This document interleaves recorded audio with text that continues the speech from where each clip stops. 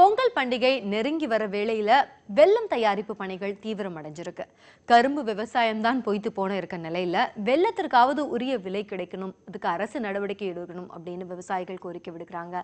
அது குறித்த ஒரு செய்தி தொகுப்பு. தேனி மாவட்டத்தில் உள்ள பெரியகுளம், லட்சுமிபுரம், போடி, கம்பம் மற்றும் அதன் சுற்றுவட்டார பகுதிகளில் 50,000 ஏக்கரில் கரும்பு சாகுபடி செய்யப்படுகிறது.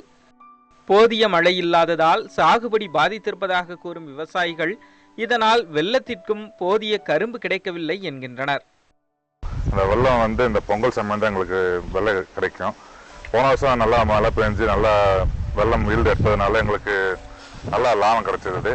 இந்த வருஷம் கவர்மெண்ட்ல என்ன பண்றாங்கன்னா வெள்ளம் பதிலாக சர்க்கரை கொடுக்குறாங்க. அந்த சர்க்கரைக்கு பதில் இந்த வெள்ளம் கொடுத்தாங்கன்னா எங்களுக்கு தேனி மாவட்டத்தில் உள்ள விவசாயிகளுக்கு கொஞ்சம் பயனடையும். பெரியகுளம் பகுதியில் தயாரிக்கப்படும் வெல்லம் பிற மாவட்டங்களுக்கும் கேரள மாநிலத்திற்கும் விற்பனைக்காக அனுப்பப்படுவதாகவும், கடந்த மாதம் 50 கிலோ எடை கொண்ட வெல்லம் மூட்டை 1650 ரூபாய் வரை விலை போவதாகவும் அவர்கள் கூறினர். எங்களுக்கு மேமலை இல்லாமல் இருக்கும். போன வட்டம் விலைவாசி 1500 வித்துச்சு, கொஞ்சம் கட்டுப்படி ஆச்சு.